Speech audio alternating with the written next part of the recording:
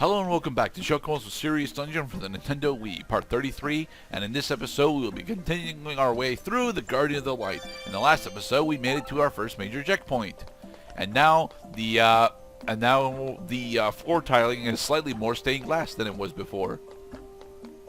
That is because the church was a land-owning enterprise for a longest time, and of course, what better way to get people to concentrate on your property than to put a clock on it, in a time when nobody had cell phone clocks.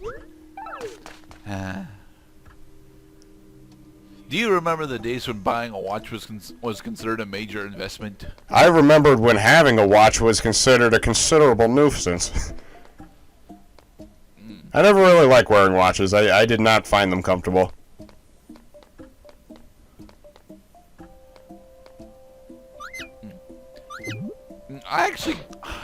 I don't like wearing watches, admittedly, but you know, I like the utility of having a watch. Right, that you don't have to reach into your pocket. Also, double strike. Yep. Why does generic lizard have double strike? Because generic lizard is part of the lizardmen line of enemies, and all of them have double strike. Ah, the lizardmen. They're much feared after we had insulted them in public with a firm slap across the face in front of all their friends and family. And now, with due vengeance, they have realized that cheapness is the only way to achieve vengeance. It's not the only way, it's just one of the better ways. I sneezed. Yay, Halt, halt, halt, halt, halt, halt. Another red scissors. Under the sea, under the sea.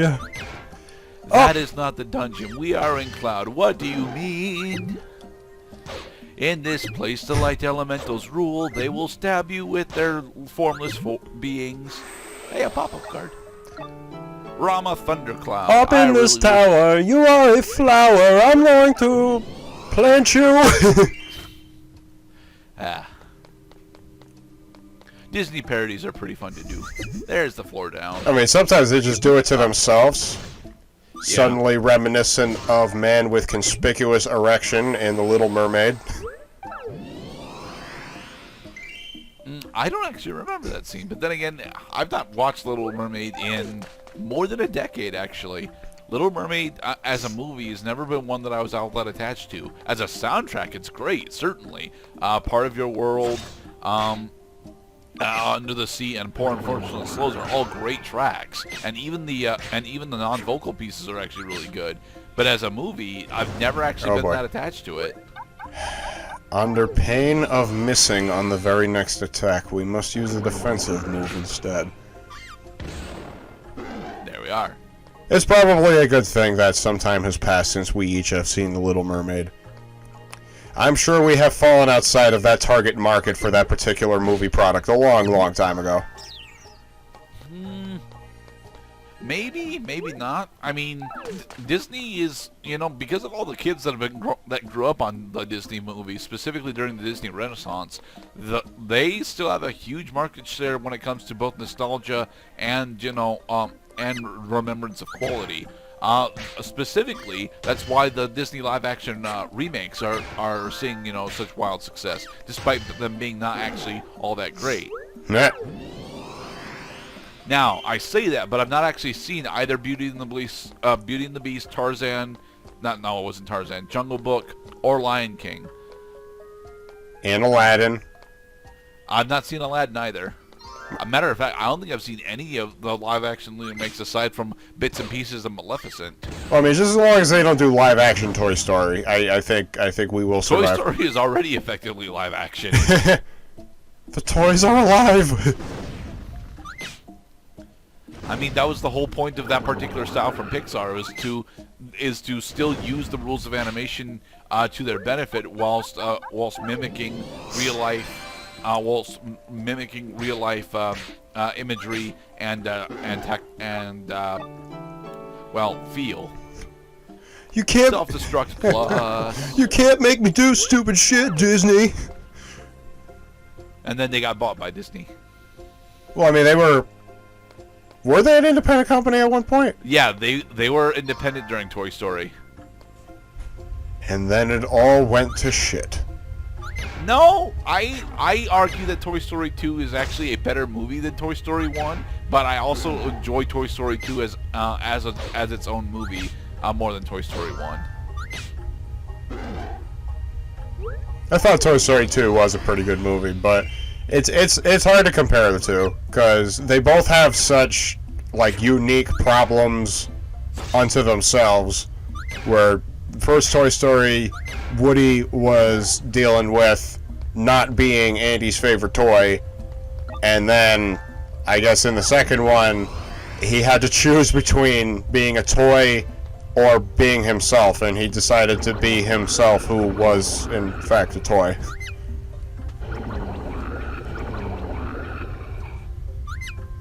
There, it finally moved into range. I mean, you think he would have used his extra move to do that? No, because he doesn't get a second move. He only gets 2 attacks. Oh.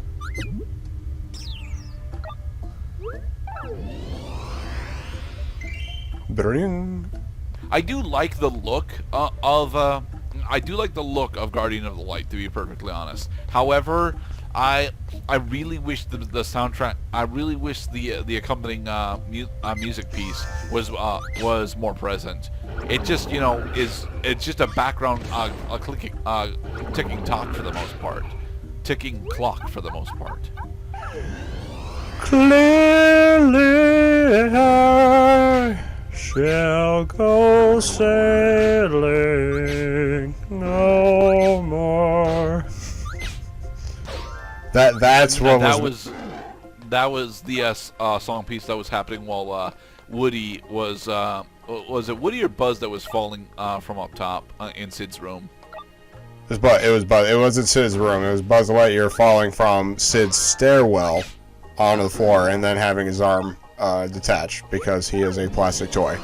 I was going to say, the point I was making is that is the major difference between Toy Story 1 and 2. Randy fucking Newman.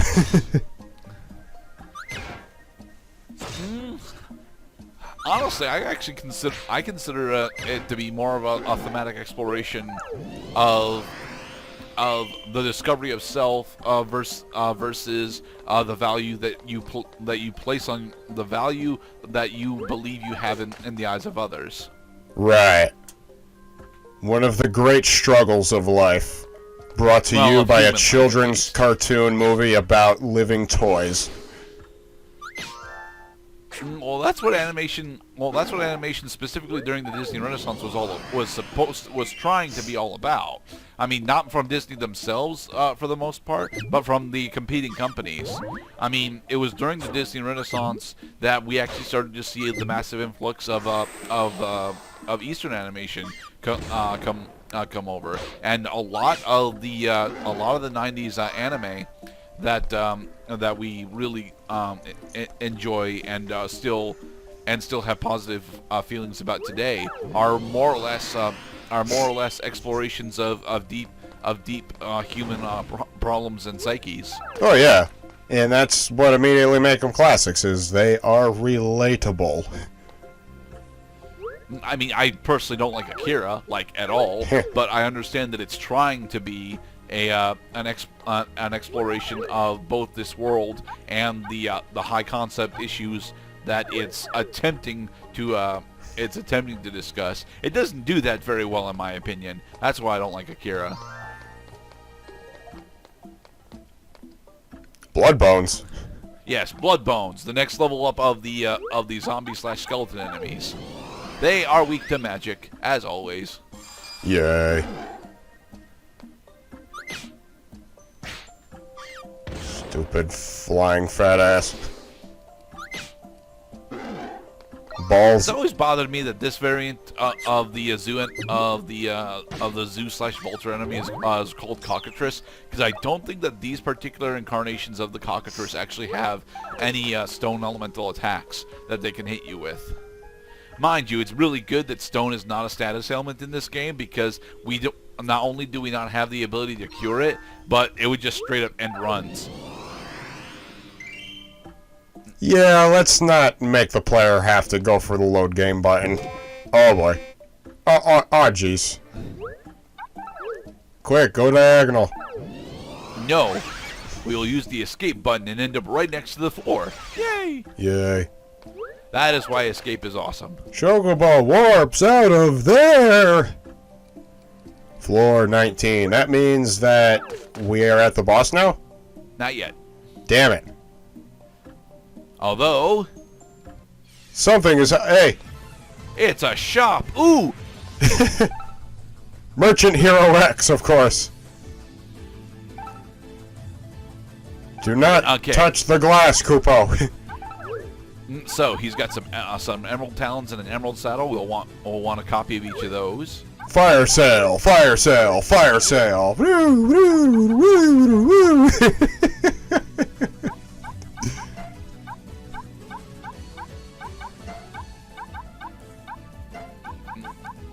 Trying to figure out what all we want to sell. There we go. Buy the emerald talons and the emerald saddle. Nice. I don't think this is the attempt that we're actually going to try this. See you later, Koopo. Is it? Do you want to take the... Okay, no, we don't try it here. Why does the Resident Evil 4 merchant let you pick up the ammo behind him and then sell it to him? No. That is the thief memories. That is one of the job classes that we can attempt to get. The thing is, in order to successfully do that, and I believe show it off later, or no, do I do the thief the thief size quest off screen? I forget, but. In order to successfully obtain the thief memories, you need to steal it from the Chocobo shop, and then you need to go through the boss fight that spawns immediately after you attempt to steal it. Then, you need to escape. Escape! Oh, so we could just grind up items. Would you agree with the statement, Mr. Garrett? There arrives a point where every player will stop caring about how cheap they are in order to beat the game. Yes. Very specifically, that point is variable for all players, but I specifically think it has a much higher chance of occurring when the player becomes significantly frustrated to the point where they are no longer enjoying their time with the game. Ah. So they do it in order to save the game from itself. Yep. Yeah, we are leveling up quite a bit. Are these enemies must be quite valuable. Cactar photosynthesis. Photosynthesis. There are no enemies left on this floor. Let's go. It's a dud. Oh, look, another floor tile. Yay. Nice. Right, let's just blow the fuck through this. No silent saddle, which is nice. More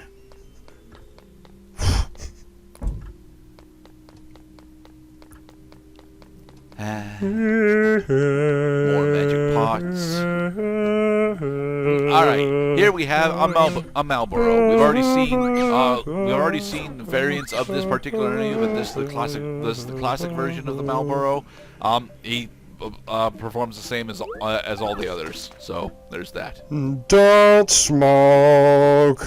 Do not smoke tobacco, 'cause you will get lung cancer.